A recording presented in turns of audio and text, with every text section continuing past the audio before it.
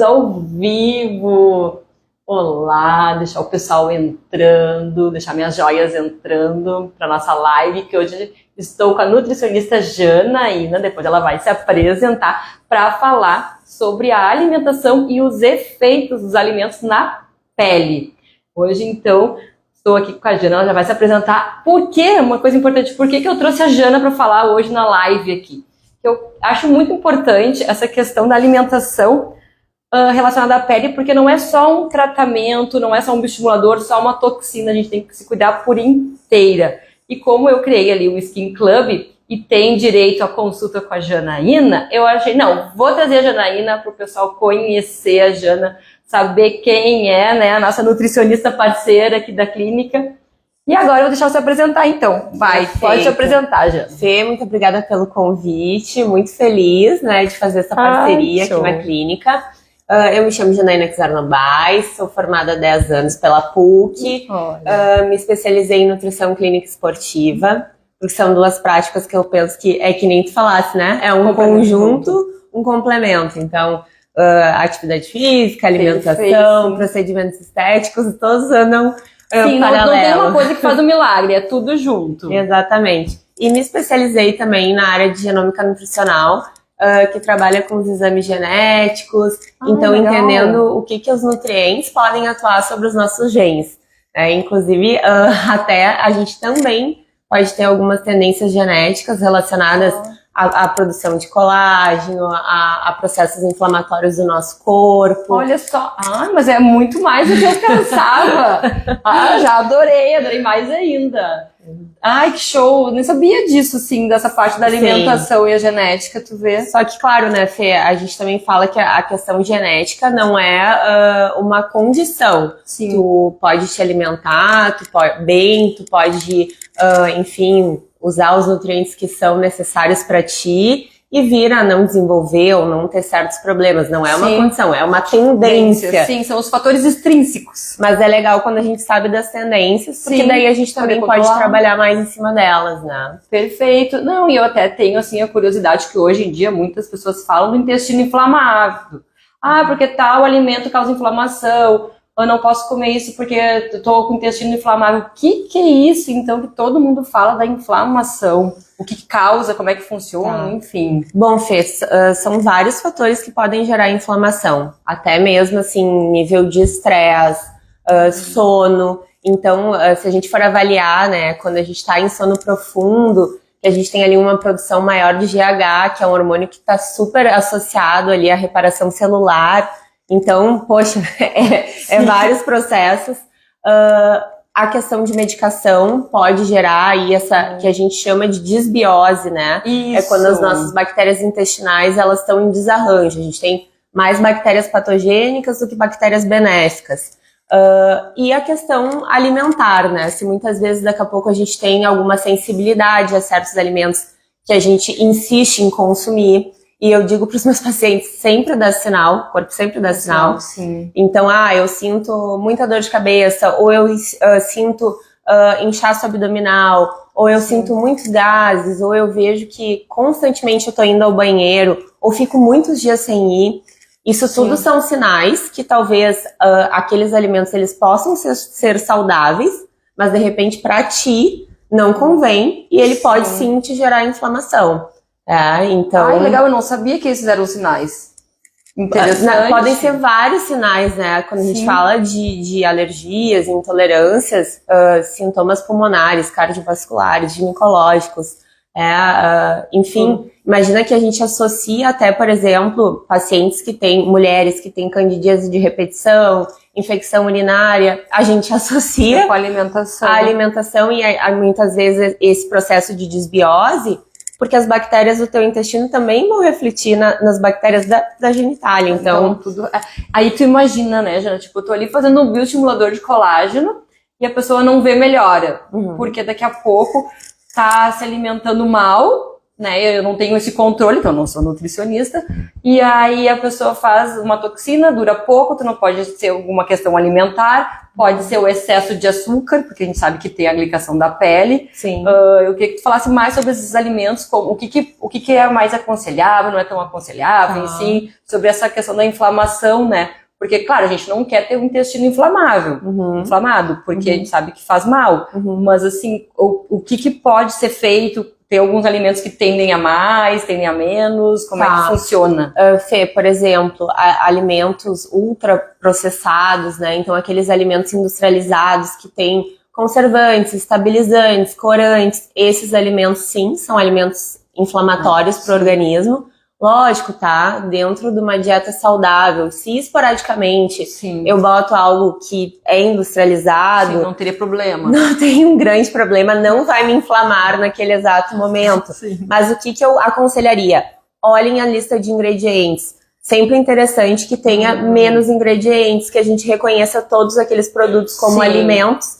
E que se tiver algum tipo de açúcar, ou corante, ou conservante, que sejam os últimos ingredientes, que aí é sinal que é o que menos tem naquele produto.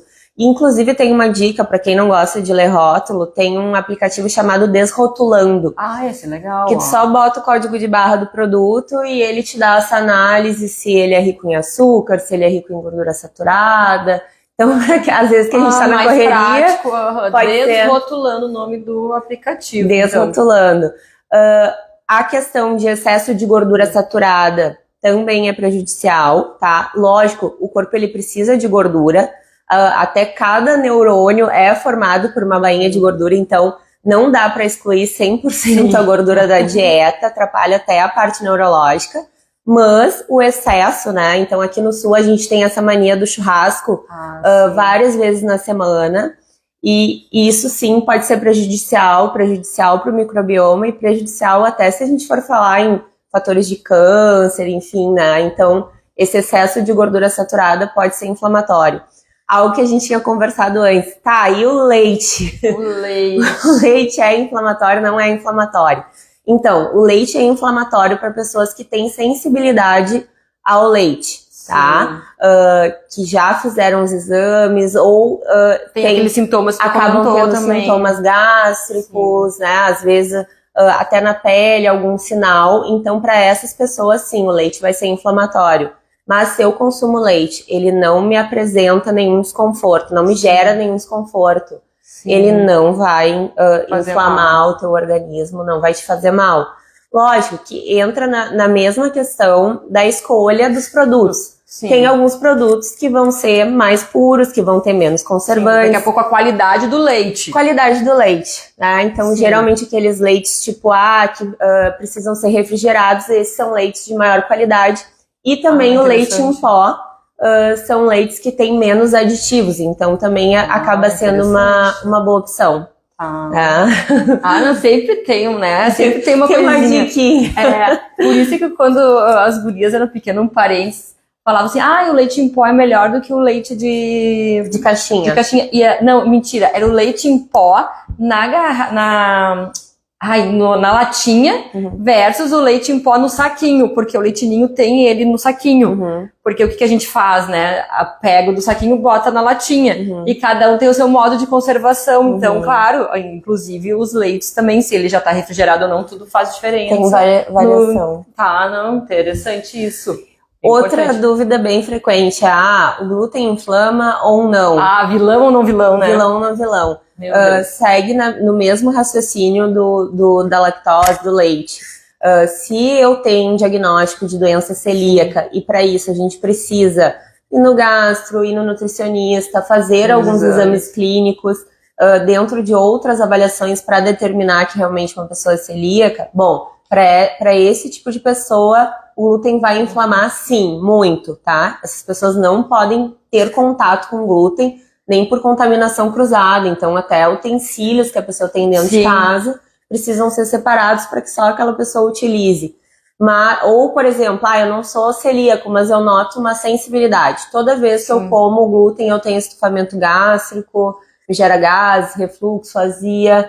Então, para esse tipo de pessoa, para esse perfil, o glúten, sim, pode ser inflamatório. Para o restante, gente, se a gente for avaliar, tá, Fê? Até, por exemplo, um pão integral industrializado e o pão francês, quem é que tem menos ingredientes na lista? Mas a quantidade de fibra, mas daqui a pouco tu come fibra com a fruta que tu vai acompanhar ali no café da manhã.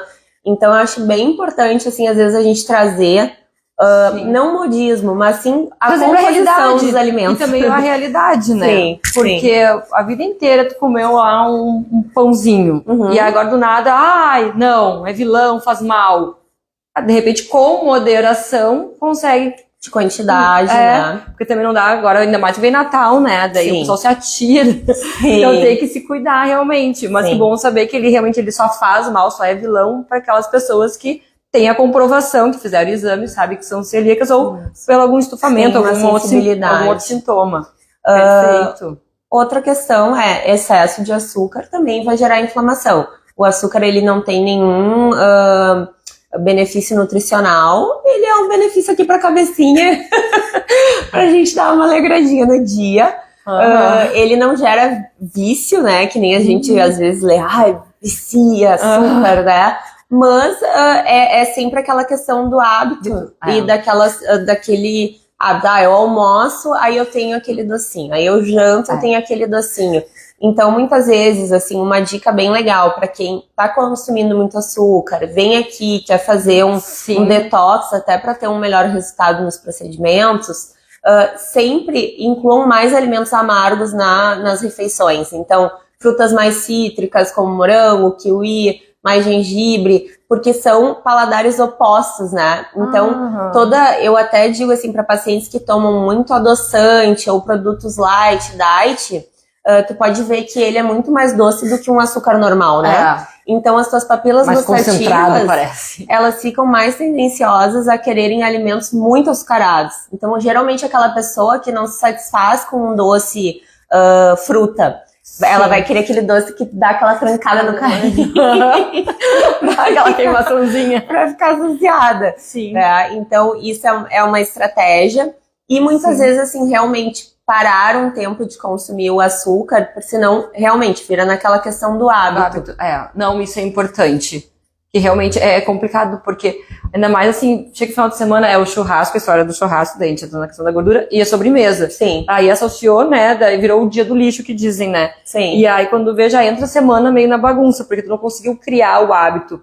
Eu sou muito assim, abriu uma exceção, parece que já vai tudo. Vai tudo, sim, então é complicado mesmo. E às vezes, né, Fê, a gente tá o que a gente tem que entender? Em um dia tu não vai ganhar gordura, mas provavelmente tu vai ficar mais inchado, talvez o teu intestino não vai funcionar tão bem, e aí tu vai chegar, eu vim aqui, fiz um procedimento contigo, fiquei super bem, final de semana me joguei no quarto.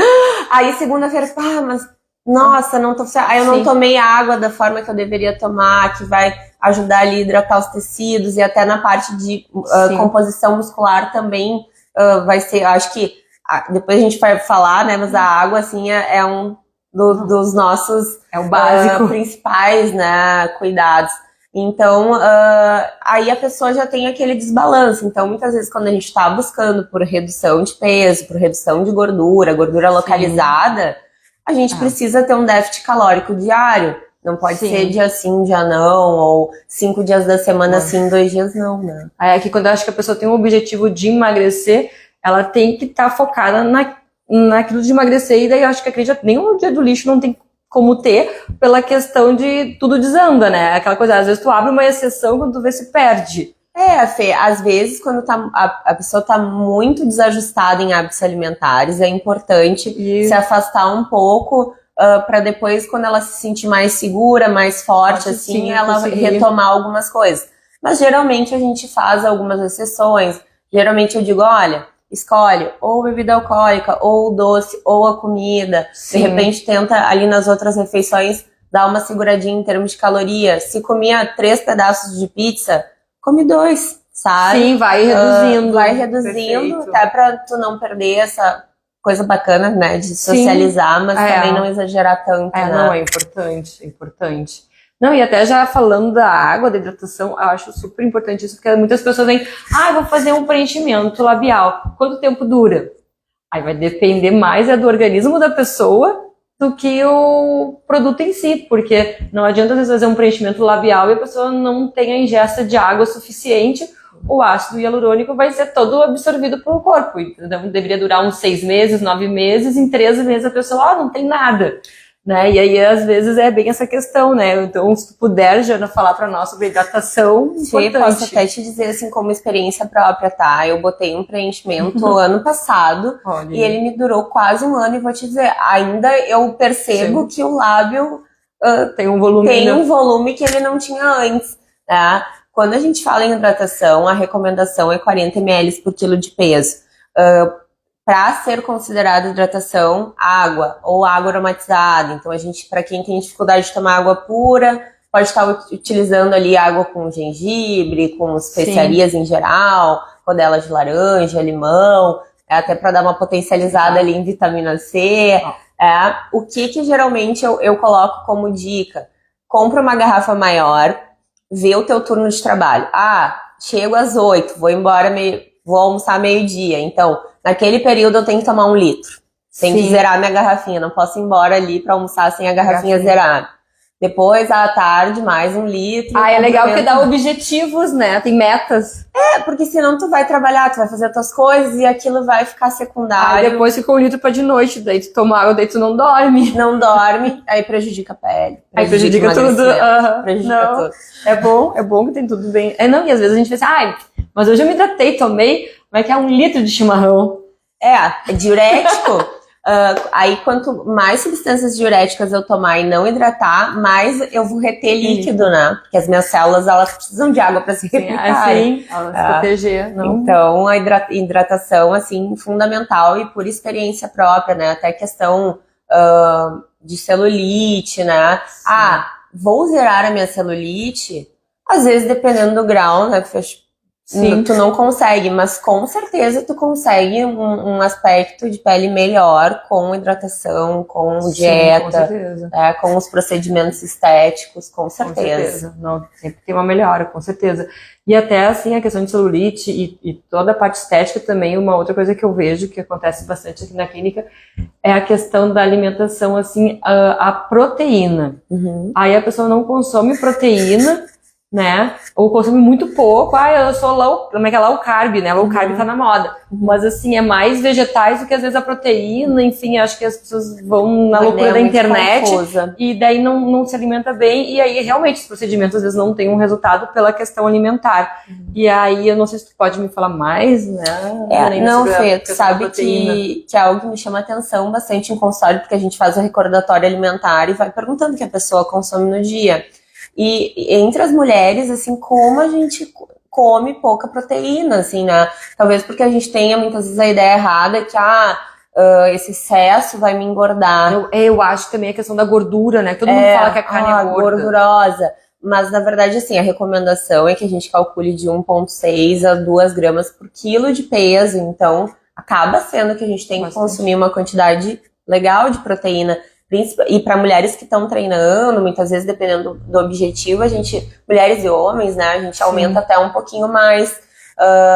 Mas eu sou vegetariano, eu sou vegano. A gente tem várias possibilidades, né, ali na parte das leguminosas, na parte das oleaginosas e até em suplementações que são veganas, que a gente pode estar utilizando, né, e que muitas vezes acaba sendo necessário para a gente conseguir fazer esse complemento de proteína dia.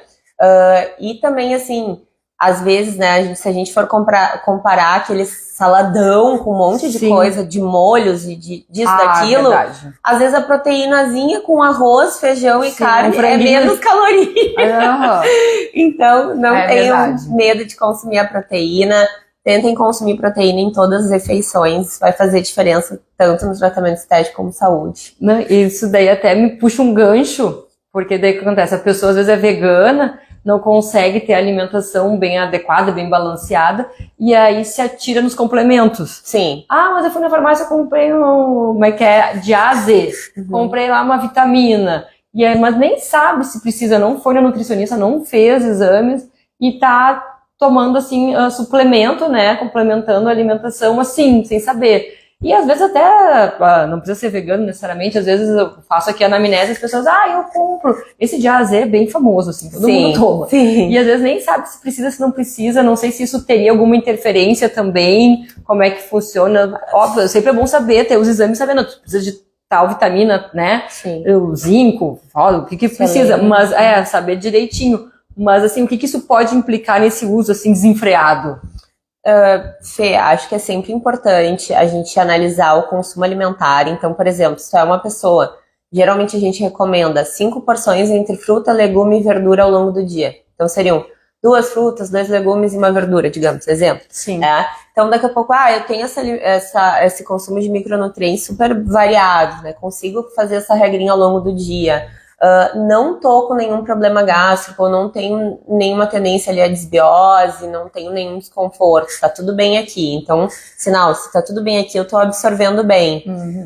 Então, será que tem necessidade muitas vezes de suplementar um extra? Essa suplementação extra também gera efeitos colaterais, né? Pode gerar muitas vezes mancha, coceira, enfim, entre outros sintomas. E aí, para cada vitamina, cada mineral, existem sintomas diferentes, né? Mas às vezes a pessoa se arruma uma complicação que ela nem precisa se arrumar. Então, assim, nem sempre o muito é melhor, sabe? Então, até porque a gente assimila um X de nutrientes por refeição, o resto a gente acaba excretando. Sim. Então, vamos primeiro assim, vamos ver o que eu tô consumindo no dia, vamos de repente fazer um exame clínico para entender se eu realmente estou com déficit. E tu sabe que com a questão do Covid, as pessoas saíram suplementando, né? Principalmente vitamina D. A questão da imunidade também. Que também, se ela tá num valor muito, muito alto, ela é tóxica pro organismo. Sim, então, assim, não suplementem sem acompanhamento. Não saiam comprando coisas na farmácia, gastando dinheiro à toa. Né? Sim, daqui a pouco até um creme skincare é melhor do que tá tomando aquele suplemento que nem sabe se tá que tendo talvez efeito. Nem precise, né? Ou talvez é que nem, por exemplo, os probióticos, né, que a gente fala muito, que são ali os micro-organismos vivos, que melhoram ali a parte do microbioma.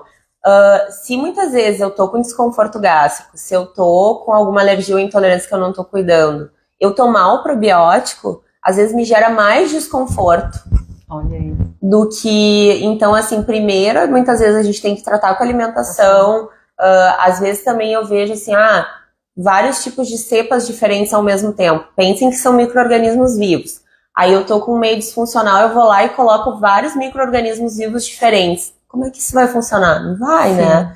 Então, cada caso é um caso, a gente precisa ter, que nem aqui, né? A gente chega, passa pela anamnese. Tem que ser bem avaliado, cada um tem, enfim, a sua rotina também, né? E outra curiosidade, tá, Fê? Até pelos exames genéticos, a gente também consegue fazer essa análise de quais suplementos são interessantes para o nosso perfil genético.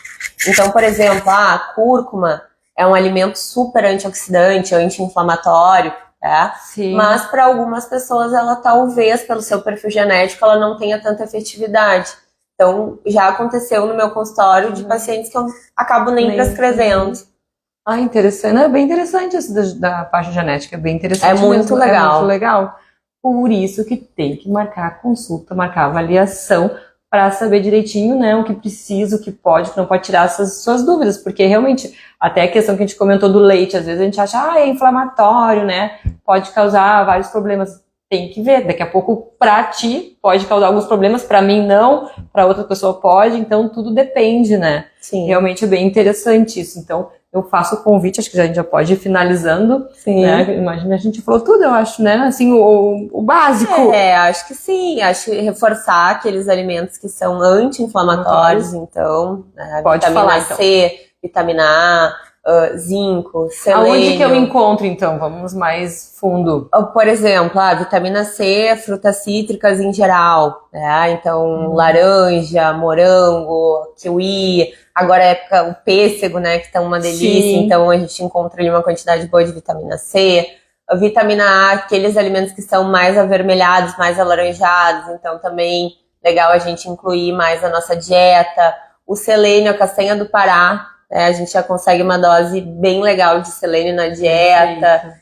E manter realmente, né, Fê, essa dieta assim, variada, como eu falei, de fruta, legume, verduras, para realmente a gente conseguir ter um boom desses nutrientes. Boom de colágeno dos nutrientes. Não, perfeito, perfeito. Então, deixa o endereço onde tu atende. Bom, eu atendo na Academia Inex, segundas e quartas, e também atendo na Protásio Alves, no meu consultório particular, na Kizar Nutri, e agora também atendo. Agora aqui também. Parceria aqui. Agora parceria aqui na clínica, para quem fizer, então, sim, claro, vai ter direito a uma consulta super top com a Jana. Não, porque é super importante isso, não tem como tu pensar separado, né? E essa questão da genética eu achei bárbaro. Sim, maravilhoso. A gente pode trazer, inclusive. Eu acho que dá pra gente trazer mais umas coisinhas, né? Acho que vamos ver se o pessoal mandar no privado, ali no direct, umas perguntinhas, depois a gente marca umas outras lives para tirar as dúvidas e falar mais. Achei muito interessante. Então acho que é isso aí, gente. Vamos se despedir, deixar um tchauzinho. Tchau, obrigada. Deixa eu ver aqui. Encerrar.